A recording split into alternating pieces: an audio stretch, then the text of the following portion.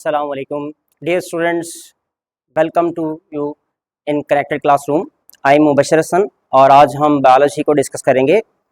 Biology class 9th का chapter number 6 SLO number 1 हमने discuss करना है।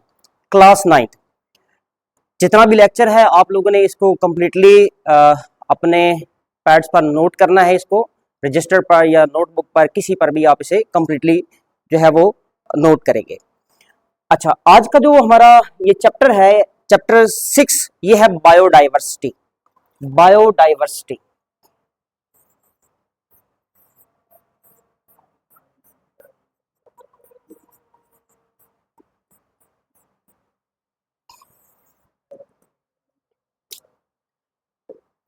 बायोडाइवर्सिटी क्या है, इसके नाम से हम इसका मतलब निकालते हैं। सबसे पहले बायो का मतलब लाइफ होता है और लिविंग ऑर्गेनिज्म। दो वर्ड्स हमें नजर आ रहे हैं, बायो एंड सेकंड वर्ड है डाइवर्सिटी।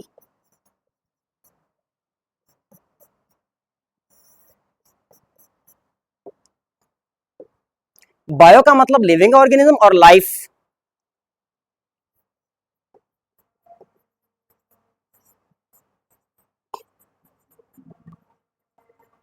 डाइवर्सिटी का मतलब होता है वैरायटी।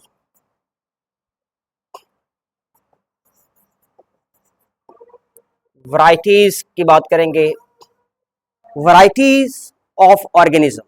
अभी हम सिंपल इसके वर्ड की तरफ आ रहे हैं। मीनिंग, बायो का मतलब लिविंग ऑर्गेनिज्म, डाइवर्सिटी का मतलब वैरायटी। अब किस चीज की वैरायटी है? Variety of living organism. तो हम इसकी डेफिनेशन की तरफ आए, बायोडाइवर्सिटी की डेफिनेशन की तरफ आए, तो हम इसको डिफाइन यूं करेंगे, study of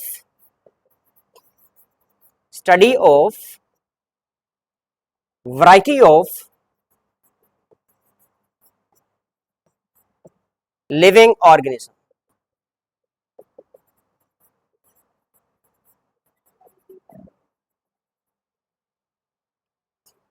study of variety of living organism. Again से हम इसके नाम की तरफ आते हैं, बायोडाइवर्सिटी। बायो का मतलब लिविंग ऑर्गेनिज्म और लिविंग लाइफ, डाइवर्सिटी का मतलब वैरायटी और वैरायटीज। तो हम इसके, ये लिटरल मीनिंग था। अब इसकी डेफिनेशन की तरफ आते हैं, study of variety of living organism.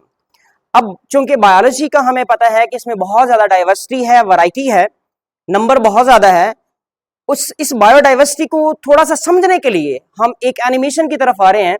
उस एनिमेशन को आपने मुकम्मल तौर पे देखना है। आपको इस वर्ल्ड में, इस अर्थ पर जो वैरायटी ऑफ ऑर्गेनिज्म है वो वाज़ेह होगी। यहां पर देखिएगा,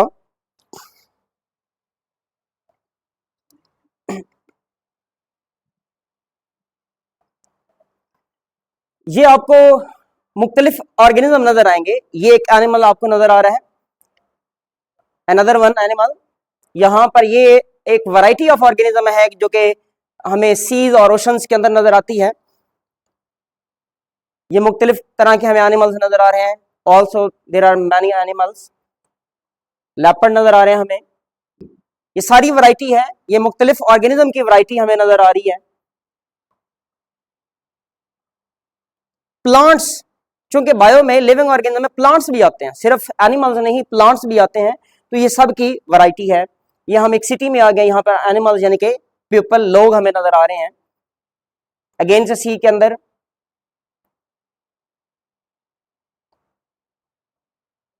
एक फॉरेस्ट नजर आ रहा है। फॉरेस्ट में सबसे ज्यादा वैरायटी हमें फॉरेस्ट के अंदर नजर आती है। Animals, plants, micro organism, insects, हमें हनी बीज नजर आ रही है, एनिमल्स हैं। तो ये एक्चुअली हम बायोडाइवर्सिटी देख रहे हैं कि उसका बैकग्राउंड क्या है, बायोडाइवर्सिटी है क्या चीज। ये मुख्तलिफ प्लांट्स नजर आ रहे हैं, फिशर प्लांट नजर आ रहे हैं हमें।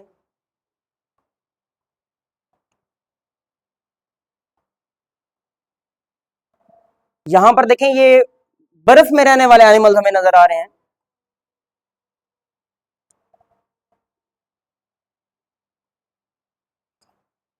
पोलर बियर नजर आ रहे हैं एंड द फिशेस। तो इस अगर दुनिया में देखा जाए तो अबाउट 5 to 30 मिलियंस ऑर्गेनिज्म है जो पाए जाते हैं, उनकी स्पीशीज 5 to 30 मिलियन स्पीशीज पाई जाती हैं, जिसमें से चंद एक नोन है, यानी कि आप कह सकते हैं 2.5 मिलियन जो है वो नोन है। 5 to 30 मिलियन एस्टिमेट है स्पीशीज का, लेकिन अभी 2.5 मिलियन जो है वो नोन है। वो हमें सारी नजर आ रही हैं किस टाइप की जो स्पीशीज हैं वो कहाँ पाई जाती हैं।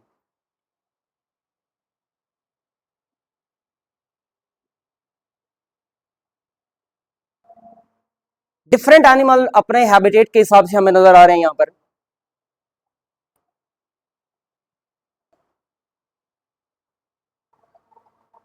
तो इसी हवाले से अभी हम इसको अपने लेक्चर की तरफ आते हैं और डिटेल में उसको डिस्कस करते हैं। तो बायोडाइवर्सिटी, अब हमने देखना है इसकी डेफिनेशन हमने देख ली है। हमारा जो पहला क्वेश्चन है इस चैप्टर का वो आ सकता है डिफाइन बायोडाइवर्सिटी। डिफाइन बायोडाइवर्सिटी, तो कोई भी हमारा क्वेश्चन होता है उसका पार्ट एक नहीं होता, डेफिनेटली उसके साथ और भी रूब्रिक्स होते हैं। लाइक अगर 3 मार्क्स के लिए है तो हो सकता है 2 मार्क्स के लिए डेफिनेशन होगी। तो बायोडाइवर्सिटी की डेफिनेशन है और इसके बाद हमने क्या लिखनी है, इसकी इंपॉर्टेंस। तो मैं इसकी एक्सप्लेनेशन की तरफ आ रहा हूं यहां पर।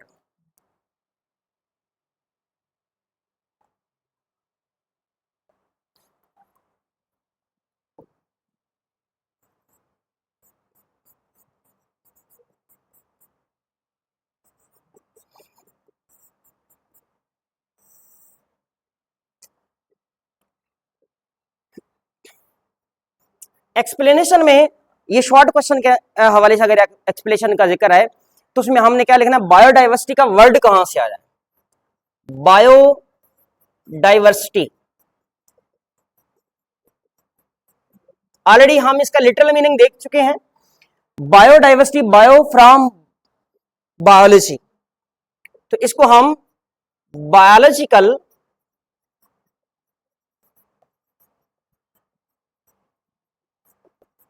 डाइवर्सिटी, बायोलॉजिकल डाइवर्सिटी से शॉर्ट फॉर्म में लिखते हैं बायोडाइवर्सिटी।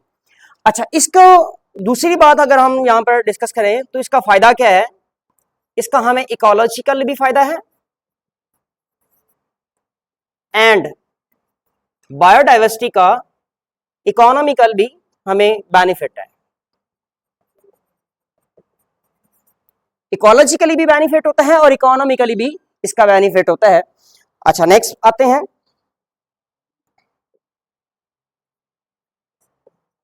हमें इसकी इंपॉर्टेंस कहां है, ये मैं शॉर्ट क्वेश्चन के हवाले से बता रहा हूं। इसकी इंपॉर्टेंस में हम देखेंगे जो बायोडाइवर्सिटी है हमें नरिश करती है। एक बात नरिशमेंट करती है, और बायोडाइवर्सिटी से ही हम अपने घर बनाते हैं। हाउसिंग के लिए जरूरी है। सपोज करें घर के लिए एक हमें लकड़ी चाहिए तो प्लांट से हम लेते हैं, तो इसका मतलब बायोडाइवर्सिटी जो है हमें उसको उसमें बेनिफिट दे रही है। उसके बाद क्लॉथिंग, क्लॉथ हमें कौन प्रोवाइड कर रहा है, ये भी बायोडाइवर्सिटी, यानी कि प्लांट से और एनिमल से हमें मुख्तलिफ किस्म के जो है वो क्लॉथ हासिल होते हैं। अच्छा, उसके बाद फ्यूल आ जाता है, तो फ्यूल भी हम बायोडाइवर्सिटी से हासिल करते हैं। तो देखिए हमने अभी शॉर्ट क्वेश्चन के लिए ये पहले डिस्कस किया है। पहले इसकी डेफिनेशन आ जाएगी और उसके बाद ये इसकी एक्सप्लेनेशन आ जाएगी। ये बिल्कुल शॉर्ट क्वेश्चन के। लॉन्ग क्वेश्चन कंटिन्यू यहां से अगर हम करेंगे तो इसके बाद इसकी इंपॉर्टेंस की बात हम करेंगे। तो इंपॉर्टेंस कैसे हम डिस्कस करेंगे,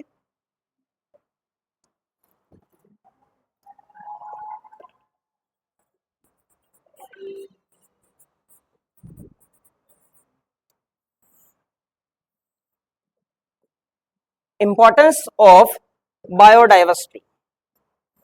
नंबर फर्स्ट, बायोडाइवर्सिटी से हमें क्या क्या बेनिफिट्स हासिल होते हैं हम उसको डिस्कस करेंगे।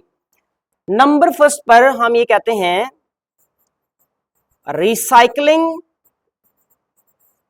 Of nutrients.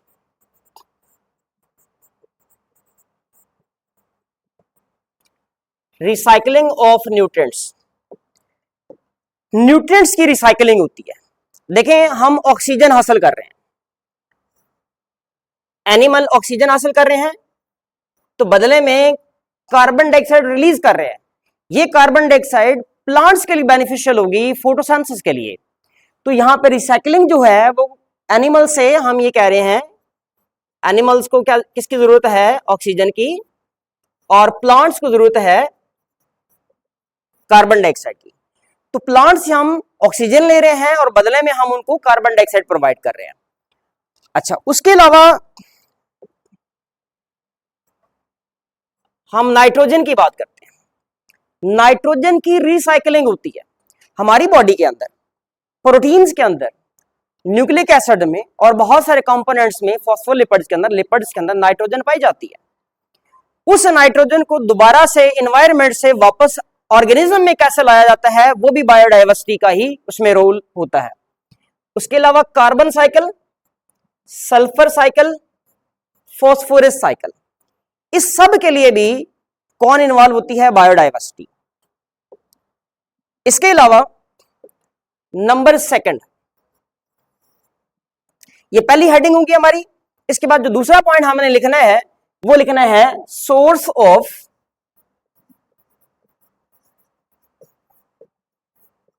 Food and medicine.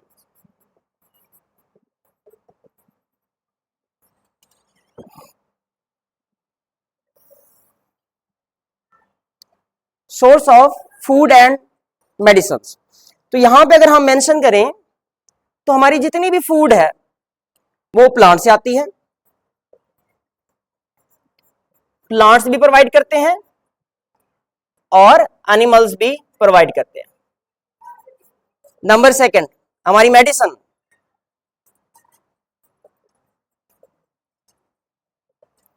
जिसमें मेडिसिन में ड्रग्स भी आ जाते हैं। तो मेडिसिन और ड्रग्स, जितनी भी हमें मेडिसिन मिलती हैं, वो सारी की सारी हम प्लांट्स और एनिमल से ही हासिल कर रहे होते हैं। तो ये हमारा दूसरा पॉइंट आ जाएगा। नंबर थ्री पे हम लिखेंगे source of building material. Source of building material, हम कोई घर बनाते हैं, सपोज करें आप मेमोराइज करें कि आपने जब आपका घर बना तो उसके लिए किस चीज की रिक्वायरमेंट थी। आपने वहां पर वुड्स का इस्तेमाल किया है और कारपेट्स बनाए हैं, कारपेट्स वहां पे आपने लगाए हैं। उसके अलावा आपने फर्नीचर वहां पे रखा है, लंबर टिम्बर का इस्तेमाल किया है। उसके अलावा और बहुत सारी चीजों का इस्तेमाल होता है, जैसा कि फाइबर का इस्तेमाल होता है, गम का इस्तेमाल होता है, रेजन्स इस्तेमाल होते हैं, ये प्लांट से ही रिलीज होते हैं रेजन्स। ये सारे एडहेसिव हैं। एडहेसिव वो चीजें होती हैं जो चिपकने वाली होती हैं, गम और ग्लू लाइक होती हैं। इसके अलावा ये जो वुड के जो बड़े बड़े पीसेस होते हैं, जिसे हम लंबर कहते हैं और टिम्बर कहते हैं, उसके अलावा इसमें आ जाता है फर्नीचर सारा। तो ये सारा के सारा बिल्डिंग मटेरियल है जो यहाँ पर यूज होता है, बिल्डिंग के अंदर इस्तेमाल होता है। बड़े बड़े बैम्बूज इस्तेमाल होते हैं बिल्डिंग को बनाने के लिए, उनका भी इस्तेमाल होता है। तो ये सारी इंपॉर्टेंस किसकी आ रही है? बायोडाइवर्सिटी की आ रही है। नंबर 4, देखें ये जो हम बात डिस्कस कर रहे हैं ये लॉन्ग क्वेश्चन के हवाले से है। बायोडाइवर्सिटी की सबसे पहले डेफिनेशन आ जाएगी, फिर उसका वर्ड, उसका मीनिंग क्या है, उसकी एक्सप्लेनेशन, देन उसकी इंपॉर्टेंस की हम बात कर रहे होते हैं। अच्छा, उसके साथ हमें इसकी और क्या इंपॉर्टेंस है? प्रोटेक्शन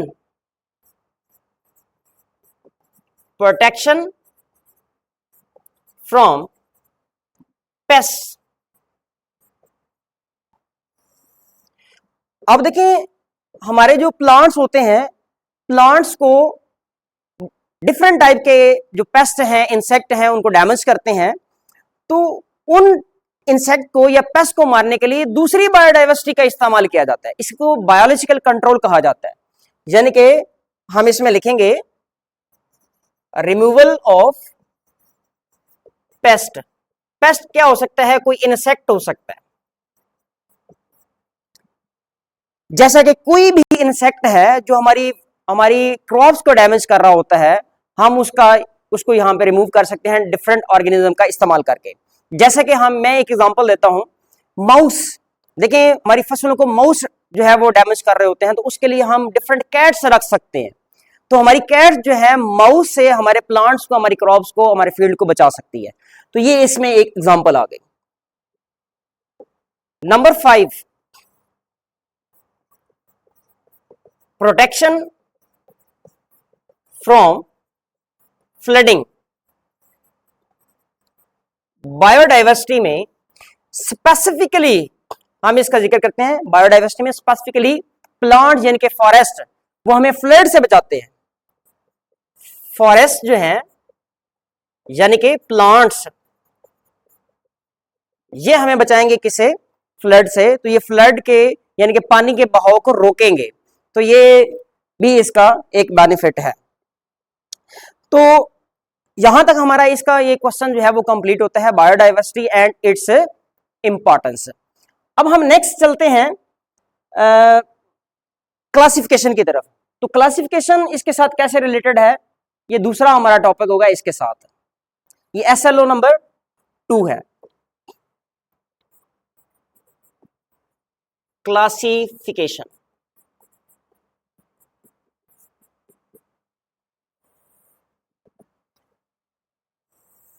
क्लासिफिकेशन SLO नंबर 2 आएगा, यानी कि ये सेकंड टॉपिक है। इससे पहले था biodiversity, define biodiversity and right its importance, वो हमारा पहला क्वेश्चन था। और ये दूसरा क्वेश्चन हमारा classification, define classification and related terminologies and right it's objectives, ये हमारा क्वेश्चन है।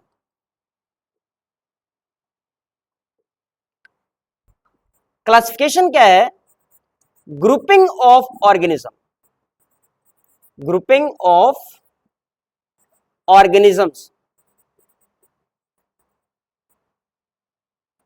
हम एनिमल्स को, ऑर्गेनिज्म को, प्लांट्स को ग्रुप्स में डिवाइड कर देते हैं, क्लासिफाई कर देते हैं।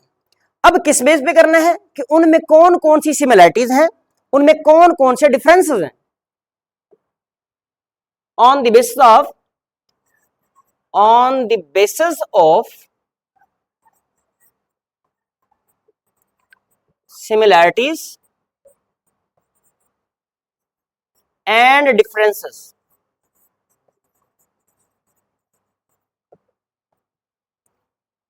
क्लासिफिकेशन की डेफिनेशन क्या है? आपके पास क्वेश्चन आता है, शॉर्ट क्वेश्चन है, डिफाइन क्लासिफिकेशन, तो हमने क्या लिखना है? Grouping of organism on the basis of similarities and differences. Suppose करें मैं यहां पर एक एग्जांपल आपसे शेयर करता हूं, बड़ी सिंपल सी एग्जांपल। इसी बेस पर मैं कहता हूं एक प्लांट है यानी कि रोज है, ये भी ऑर्गेनिज्म है, लिविंग ऑर्गेनिज्म है। मैं लिखता हूं एक हमारे पास स्पैरो है।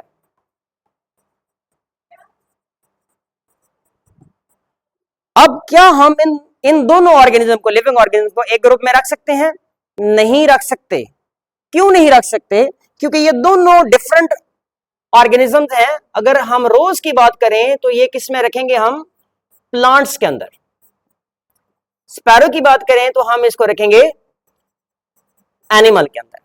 तो मैंने एक बड़े लेवल पर ये एक बता दी बात कि इसको हम किस तरह से क्लासिफाई कर रहे हैं। यानी कि दो तरह के हमारे पास लिविंग ऑर्गेनिज्म थे, हमने क्लासिफाई कर लिया है। एक को हमने प्लांट में रख दिया है और दूसरे को हमने एनिमल के अंदर।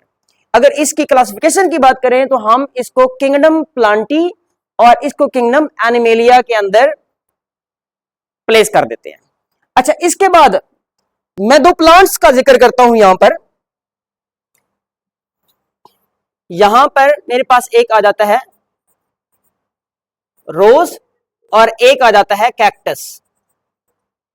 अब दो प्लांट्स का जिक्र हो गया। अब आगे हम देखें तो रोज और कैक्टस इन दोनों के अलग अलग ग्रुप्स हैं, क्योंकि रोज जो है ये हमें आम रूटीन में यहां पर एक प्लांट मिल रहा है जो कि एक फ्लावरिंग प्लांट है, लेकिन कैक्टस जो है वो हमें यहां पर नजर नहीं आएगा। बेसिकली ये डेजर्ट में नजर आएगा। इसकी टोटली खसूसियात डिफरेंट होती हैं, तो इनकी प्रॉपर्टीज जो है चूंकि डिफरेंट हैं, इसलिए हम इनको आगे सब जो ग्रुप बनाएंगे वो डिफरेंट होगा हमारा। इस तरह एनिमल की मैं दो एग्जांपल यहां पर मेंशन कर रहा हूं। एनिमल में एक मैंने एज स्पैरो लिख दिया है और एक मैंने मंकी लिख दिया। अब क्या स्पैरो और मंकी को हम एक ही ग्रुप में रख सकते हैं? हाँ जी रख सकते हैं, लेकिन वो बड़ा ग्रुप है एनिमेलिया। लेकिन अगर हम सब ग्रुप्स में जाएंगे तो दोनों के ग्रुप्स जो है वो चेंज होंगे। जैसे कि स्पैरो जो है इसका ग्रुप होगा बर्ड्स, ये उड़ती है, ठीक है, इसके विंग्स होते हैं, इसके बीक्स हैं, इसकी ये बर्ड्स में आएगा। लेकिन मंकी जो है उसके विंग्स नहीं है, इसलिए उसका जो है वो ग्रुप चेंज हो जाएगा, वो मैमलिया के अंदर आ जाएगा। तो इस तरह से हम एनिमल को क्लासिफाई करते हैं। अभी तक हमने क्लासिफिकेशन की डेफिनेशन को डिस्कस किया है और एक्सप्लेन किया है।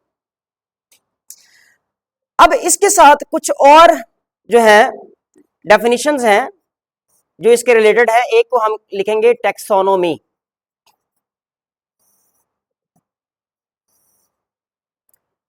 क्लासिफिकेशन के साथ तीन हम डेफिनेशन को, टर्म्स को डिस्कस कर रहे होते हैं। एक क्लासिफिकेशन, एक टैक्सोनॉमी और तीसरा सिस्टमैटिक्स। ये तीन ग्रुप्स होते हैं। तो अगर हमसे कोई पूछे कि क्लासिफिकेशन किसने स्टार्ट की थी, तो सबसे पहले हमारे पास, हमारे ज़हन में नाम आना चाहिए अरिस्टोटल। तो जिंदगी में इस दुनिया पर, जमीन पर जिसने क्लासिफिकेशन की बात की थी वो साइंटिस्ट था अरिस्टोटल। लेकिन वो फादर ऑफ क्लासिफिकेशन नहीं है। फादर ऑफ क्लासिफिकेशन जो है वो चेंज है। ये एक आपके पास जनरल नॉलेज का क्वेश्चन है, who is the father of classification. तो उसके लिए एक मैं नाम मेंशन कर देता हूं साइड पर, उसका नाम है Carolus Linnaeus, father of classification.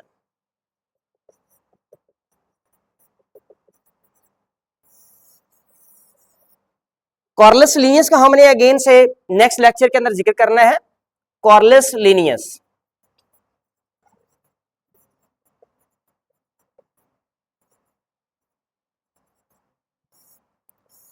Father of classification, इसने बहुत बड़ा काम किया था, वो इंशाल्लाह नेक्स्ट लेक्चर में हम डिस्कस करेंगे। लेकिन जिसने सबसे पहले क्लासिफिकेशन पे काम किया था उसका नाम था अरिस्टोटल। तो हम टेक्सोनॉमी की तरफ आ रहे हैं। टेक्सोनॉमी क्या है? Number first, it is the study of identification.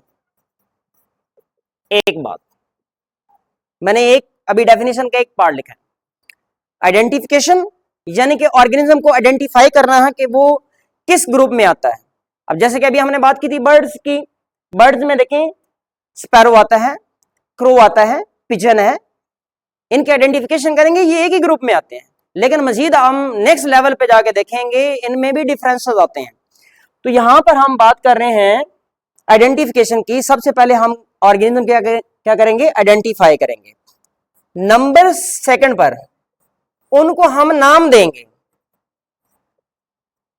Study of identification, naming, और इसका तीसरा जो कंपोनेंट है इस डेफिनेशन का वो ये है आइडेंटिफिकेशन, नेमिंग एंड क्लासिफिकेशन। हमने ऑर्गेनिज्म को सबसे पहले नंबर फर्स्ट पर हमने क्या करना है? आइडेंटिफाई करना है। नंबर सेकंड पर हमने उसका नाम रखना है, और नंबर थ्री पर हमने उसको क्लासिफाई करना है कि उसको किस ग्रुप में हमने रखना है। क्या वो प्लांट में आता है या एनिमल में आता है, और एनिमल में आता है तो एनिमल में किस ग्रुप में आता है। तो ये तीन जो बातें हमने डिस्कस करनी होती हैं टैक्सोनॉमी के अंदर। क्लासिफिकेशन में सबसे पहले हमने क्लासिफिकेशन की डेफिनेशन लिखनी है, नंबर सेकंड पर हमने टैक्सोनॉमी की डेफिनेशन लिखनी है, और नंबर थ्री पर हमने सिस्टमैटिक्स की बात करनी है।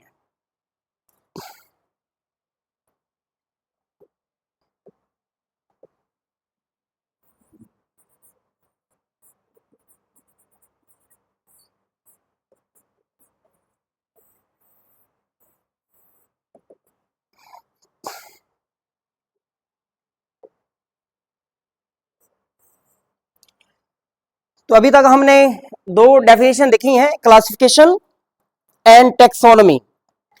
तो यहां पर जो सिस्टमैटिक्स है ये भी एक बायोलॉजी की ब्रांच है। इसको हम क्या लिखेंगे? इसकी दो बातें हम करेंगे। एक तो डाइवर्सिटी ऑफ ऑर्गेनिजम्स, यहां पर हम यानी कि बायोडाइवर्सिटी की बात कर रहे हैं। इसका मतलब है बायोडाइवर्सिटी सिस्टमैटिक्स के अंदर आ गई है। अगर इसको मैं शॉर्ट फॉर्म में यहां पर मेंशन करूं तो हमारे पास ये क्या है, ये बायोडाइवर्सिटी की बात कर रहे हैं। इसका मतलब हम बायोडाइवर्सिटी की बात कर रहे हैं सिस्टमैटिक्स के अंदर, लेकिन एक रीजन है इसके अंदर। वो रीजन क्या है? उस रीजन को हमने देखना है किस बेस पर, on the basis of evolutionary history. Systematic की डेफिनेशन को कंप्लीट हमने किया है। नंबर फर्स्ट पे हम ये कह रहे हैं सिस्टमैटिक्स किसकी स्टडी है? स्टडी ऑफ, ये एक बायोलॉजी की ब्रांच है बेसिकली। तो हम इसमें लिखेंगे the branch of biology that deal with the study of diversity of organism on the basis of their evolutionary histories. अब एवोल्यूशनरी हिस्ट्री क्या है? यानी कि कौन सा ऑर्गेनिज्म किससे बना है। मैं यहां पर दो एनिमल का नाम लेता हूं, एक मैंने डंकी लिखा है और दूसरा मैंने हॉर्स लिखा है। ये बात समझाने के लिए है। अब हम देखें तो डंकी और हॉर्स जो हैं वो एक जैसे हैं, इनके 4 पांव हैं और चलते हैं, टीथ इनमें मौजूद हैं, नोज है, इनके ईयर्स, बहुत सारे स्ट्रक्चर जो है इनके मिलते हैं, इनकी बोन्स आपस में मिलती हैं, यानी कि बहुत सारी सिमिलरिटीज हैं। लेकिन चंद एक डिफरेंसेस भी हैं। वो किस बेस पे हम ये कह सकते हैं कि डंकी और हॉर्स चूंकि दो डिफरेंट एनिमल हैं, लेकिन ये हो सकता है कि किसी सेम ऑर्गेनिज्म से बने हों, तो हम इनकी एवोल्यूशनरी हिस्ट्री की बात कर रहे होते हैं सिस्टमैटिक्स के अंदर। अब इसके बाद हमने देखना है कि जो हमने सिस्टमैटिक्स, क्लासिफिकेशन और टेक्सोनॉमी पढ़ा है, इसकी हमने इंपॉर्टेंस की बात करनी है कि इसके हमारे ऑब्जेक्टिव्स क्या हैं और इंपॉर्टेंस क्या है।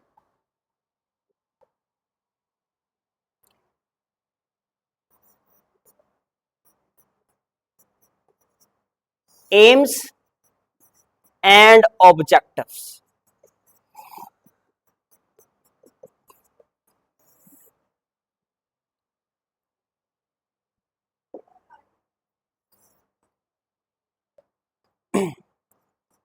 AIIMS and objectives.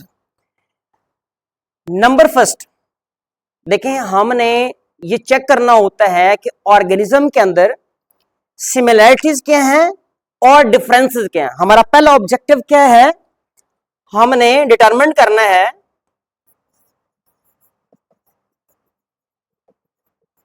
To determine similarities and differences between organisms. Similarities और डिफरेंसेस को हमने देखना है ऑर्गेनिज्म के अंदर। फॉर एग्जाम्पल, अभी मैं यहां पर आपसे शेयर कर रहा था ये दो एनिमल का, आप इनके डिफरेंसेस भी देख सकते हैं, इन दोनों एनिमल के सिमिलरिटीज भी देख सकते हैं, और उसके बाद हम इन्हें क्लासिफाई करेंगे ये किस ग्रुप में आएंगे। अच्छा, नंबर सेकंड पर हमने जब सिमिलरिटीज और डिफरेंसेस देख लिए हैं, अब ऑर्गेनिज्म को हमने अरेंज करना है कि ये हम इसको किस ग्रुप के अंदर प्लेस करने जा रहे हैं। दूसरे नंबर पर अरेंजमेंट ऑफ ऑर्गेनिज्म। हम ऑर्गेनिज्म को क्या करेंगे? अरेंज करेंगे उसके रिस्पेक्टिव ग्रुप के अंदर। अब हम ऐसा नहीं कर सकते कि डंकी की स्पीशी बिल्कुल अलग है, हॉर्स की स्पीशी बिल्कुल अलग है, लेकिन ये दोनों किस में आ रहे हैं? ये ग्रुप एनिमेलिया के अंदर आ रहे हैं। एक ग्रुप के अंदर हमने रख लिया क्योंकि बहुत सारी सिमिलरिटीज भी हैं इनमें, लेकिन आगे जब स्पीशीज लेवल पे आएंगे तो दोनों की स्पीशीज जो है वो अलग होती हैं। तो हमने इसकी यहां पर बात कर लेनी है। उसके बाद हमने आइडेंटिफिकेशन करनी होती है ऑर्गेनिज्म की। Identification on the basis of systematics.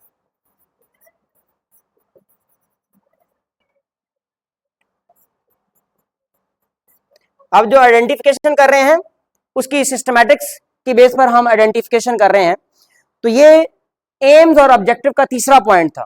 Number first क्या था? Determination of similarities and differences between organism, arrangement of organisms, और उसके बाद आइडेंटिफिकेशन अकॉर्डिंग टू सिस्टमैटिक्स। और इसके बाद आइडेंटिफिकेशन हमने कर ली, एंड द लास्ट पॉइंट हमने फाइंड करने होते हैं, टू फाइंड एवोल्यूशनरी रिलेशनशिप्स।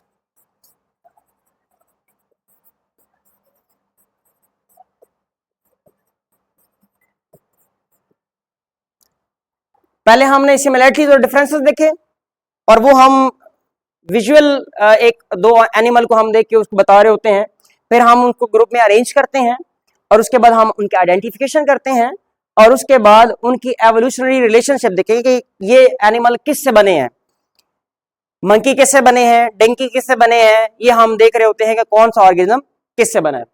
तो ये हमारा ओवरऑल लेक्चर था आज का। एसएलओ हमने दो देखे हैं, मैं यहां पर इसको अगेन से आपको शो करवा रहा हूं।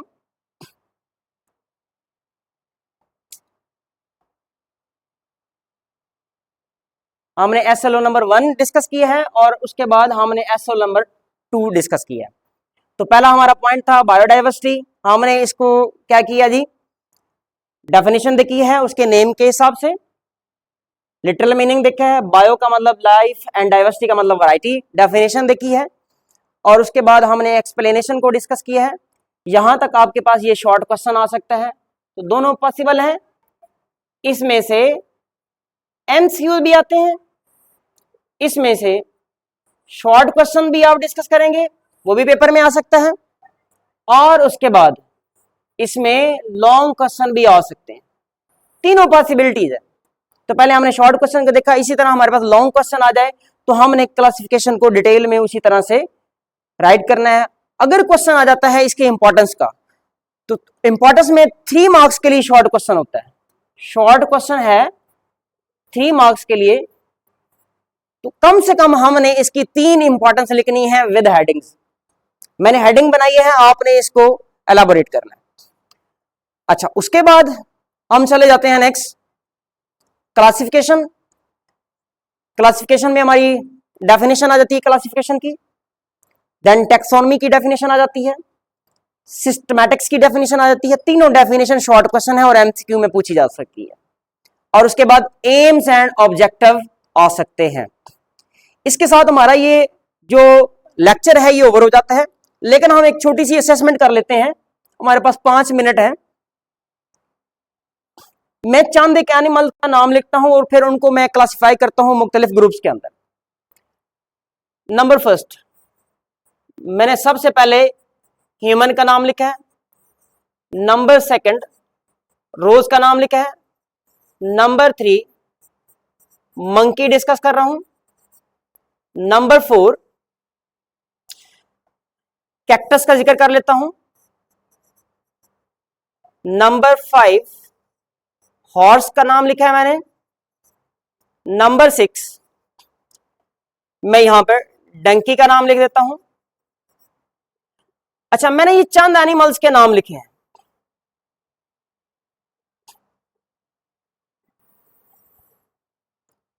और मैं 2 ग्रुप्स बना रहा हूं। ए ग्रुप है मेरा किंगडम प्लांटी, और बी ग्रुप है किंगडम एनिमेलिया। ये मैंने ग्रुप का यानी कि क्लासिफिकेशन का सबसे बड़े ग्रुप की अभी बात की है क्लासिफिकेशन के अंदर। तो यहां पर मेरे पास कितने 6 लिविंग ऑर्गेनिज्म है। 6 में से मैं अब चूज कर रहा हूं कि प्लांट में कौन कौन से आते हैं किंगडम प्लांटी के अंदर। किंगडम प्लांटी के अंदर हमारे पास organism number 2 and organism number 4 आ रहा है, यानी कि रोज भी प्लांट है और कैक्टस भी प्लांट है। उसके बाद बाकी जितने एनिमल हैं, नंबर फर्स्ट मैन एनिमल है, मंकी भी एनिमल है, उसके बाद हॉर्स भी नंबर 5 एनिमल है, एंड 6। तो इस तरह से आपकी बुक के अंदर एक एक्टिविटी दी गई है, आप उस एक्टिविटी को सॉल्व कर सकते हैं घर में बैठे हुए। तो आज का हमारा लेक्चर यहाँ तक था। इसको अच्छी तरह से याद कीजिएगा, अपनी नोटबुक से राइट अप कीजिएगा, इसकी प्रैक्टिस कीजिएगा, और आपने याद करना है क्योंकि ये आपका एसएलओ बड़ा ही इंपॉर्टेंट है पेपर के पॉइंट ऑफ व्यू से। Thank you so much. Allah Hafiz.